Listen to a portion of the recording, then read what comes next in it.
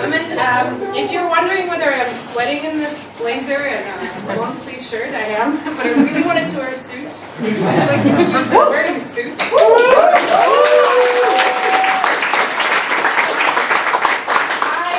I sneak this one in, and I'm going to talk about zines, which is... Yeah, I suppose the thing. Oh, no? Okay, sorry. This one? This one? Yes, perfect. Yeah, better? Yes. No? Still no? You have a thinking face, so I'm not sure. Okay, so I sneak this one in there, and I'm actually going to talk about zines, which is a very, very heavy and legit JavaScript topic. And to those of you who don't know what zines are, you're probably thinking this is like a new React thing that they keep on. I promise it's not. So we're going to talk about zines, and it's going to be 10 minutes, hopefully, or maybe less, maybe more. Cool. Hello, I'm Irina. I write Rust and JavaScript. JavaScript people who's listed in order of preference. Right, so I'm from Ukraine, which is why the name is a bit weird, but I grew up in Canada, which is why I do not sort of maybe have a Ukrainian accent. And I live here, hello.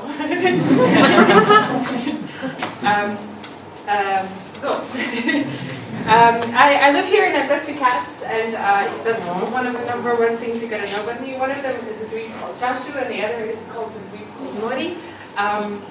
Collective noun dweebi is what I refer to them. And sometimes I make zines, and we're going to talk about how you can make your own zine and kind of how I go through the process of making zines. This is the nice version. There have been previous versions of different zines that were not as good and that were really bad. In fact, I will show you some of my sketch notes that were not very good. So I started off sketchnoting, and this started off because I did not understand how Node did its implementation of streams, because it's still a fucker, and it was a fucker. I'm on live stream about 3 years ago, and so I started off like this, and it was kind of crap, and it was all handwritten on like this sheet of paper I got at like this really nice stationery store in London, a nice stationery store. And then I kind of went on into like this horrific, but rather good explanation of how garbage collection works in JavaScript. It's not my best drawing, but I think it did the job of explaining how stuff works. And then I kind of went on to like explain various concepts around what I was constructing. So like architectural APIs, this is how one of the Node frameworks I helped build called Mary, and this is how it kind of ended up working. Mary is like a ship, which is why there's like data streams of ships going around school, and then like trying to explain architectural decisions to myself and how I would like show them to my team, which was really nice. Not always very eloquent in writing, but kind of cool. And then I like the biggest glow up of the century. And then I kind of started sketchnoting some things, like for people's talks and stuff like that, and that was really fun. And it kind of lets me do more creative things while also being very technical about how that implementation works.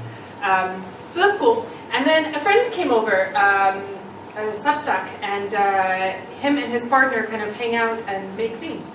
And so he brought me a bunch of their zines that they've made about like various art projects that they've made together, or like concepts that they described.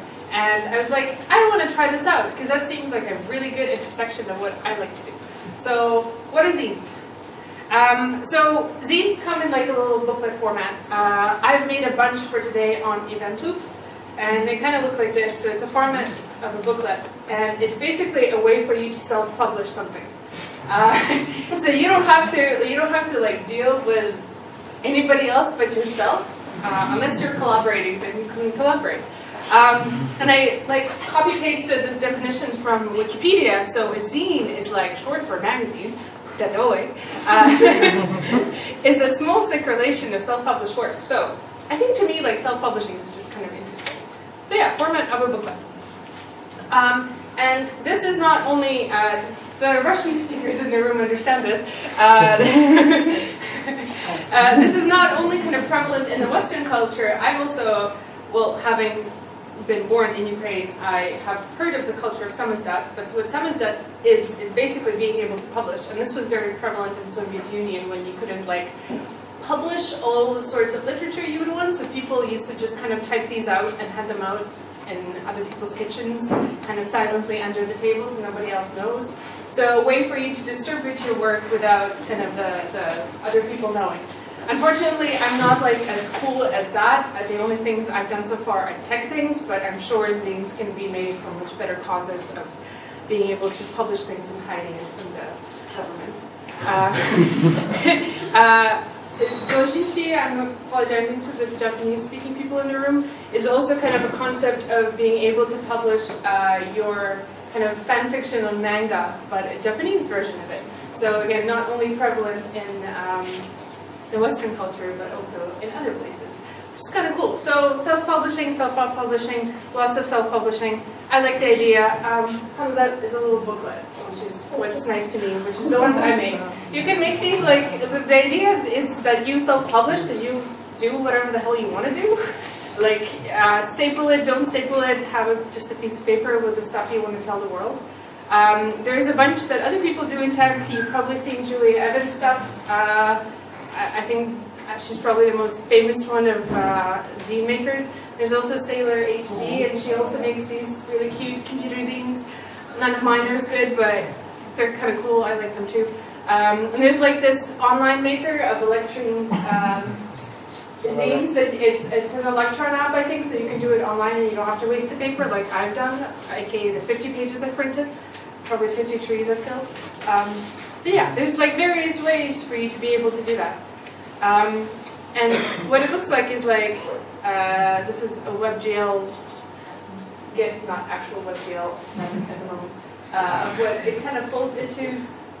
I think Substack actually made a thing that you can upload your zine to, so you scan it in and then you put it through like WebGL, you'll have to fork it. So it's not like a publishing medium of sorts. Yeah, so it's cool. Why I do it, so you kind of know, kind of a good way for me to be able to creatively think about a problem and then put it in a format that is not my editor, because sometimes I'm really tired of my editor and I really can't think. So it's a good way for me to do that. It's a good way for me to share, so I can bring like 50 pages, 50 booklets to a meetup, and cool, it's there. And I don't have to give a talk, but I'm doing both today, I don't know. So there's that. But it's also because it's so tiny, like the way I make them is that it's 8 pages, and 2 of them is like a title page and an ending page. There's only 6 pages, so it's a really tiny problem space that you work with. And then you have to make sure your idea fits, so you have to think about it really, really well, which kind of puts you in a cool mindset, I think. But like I think I've said this like 10 times already, self-publication is kind of cool. So I kind of wanted to like give you some tips, so you want to make these as well. I want to let you make them, you should make them. There's a typo, sorry.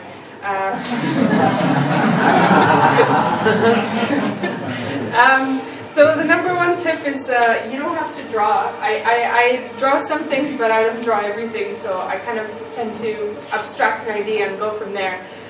If you've ever dealt with cryptography, there's like this idea of Alice and Bob doing communication between one another. And I mean, you can go this route and have like this elaborate way of communicating through a phone and encrypting your messages along the way. You can go with that, but you can obviously simplify it a lot more, and all you have to do is have a couple of circles and arrows going around, or just words also work. So you don't always have to draw out your problem, you can kind of go along with it as you go. When you make zines, it's important that you have visual breaks to make sure the people look into it and they can kind of see the visual breaks in between. And a lot of the times what you can do with that is just like outline, underline, put a box around it, put a circle around it, put other fancy lines around it, so it never has to be a drawing. It can just be text and some arrows, which is kind of cool. And then the next thing is kind of working with some patterns that you can do without being able to draw it also. Kind of certain dots or squares or circles that work around, and then you kind of look that all together with the text you want to portray, or let your readers kind of think about it. And then you can use some shapes, and I really like shapes. There's like a ton of shapes you can use, and like it does not really. I should have put the hammer and the sickle in there. There's tons of shapes you can use, and it's kind of neat. And again, it doesn't require an ability to draw. And then if you kind of reiterate those particular things over and over again, your zine comes together because you're kind of repeating some of the stuff. So this particular zine has about 10 instances of a stack of pancakes to illustrate a stack. And so it kind of gets to your reader that you're dealing with a particular stack. If you're zooming in, there is a beautifully printed out paper that you can also kind of read through. But it's good to reiterate certain points because then your reader recognizes that you're talking about a particular thing because you've mentioned it like 10 times, or you're hungry. I don't know why you're talking about pancakes. And then you can kind of highlight over some of the stuff as well. Just use color, use a Sharpie. I did this one on an iPad. You don't have to do this one on an iPad. That's a beauty, but you can just do it with a pen and a paper and a highlighter. And highlight certain texts, outline certain texts, and kind of make it come together. And then kind of picking a particular theme of where you want to go with this. Like, I wanted pancakes, so I went with a theme of making sure my stack is a pancake, and it's always a pancake, and I just kind of went with it, and the reader hopefully can follow along. You can give me feedback, maybe you don't follow along. But kind of the biggest magic with this particular zine format I use is the zen of folding, as Laura and Alex can attest to, who have helped me folding all these 50 zines before this meetup. Thank you. You kind of go along and then fold it up in a little booklet, and it turns out really well. And it's just a book with 8 panels that you got to fill out with some of the information that you want to share. So yeah, I make zines about tech. I would like to be better than just writing zines about tech. I hope maybe you will write zines about tech, or you don't write zines about tech. Maybe you write about more important issues than that. I strive to do that, maybe at some point in time. So yeah, I hope you get to self-publish a little bit and kind of go a creative route about solving your problems. And there's plenty of things, some of the things I mentioned here, like the electric zine. There's also like complete guide as to how one can make a zine and how to pick a topic about what you want to write, what you want to draw, and kind of other things that I haven't mentioned and they've mentioned. No slides, but I can also tweet them. I don't know. 12 minutes!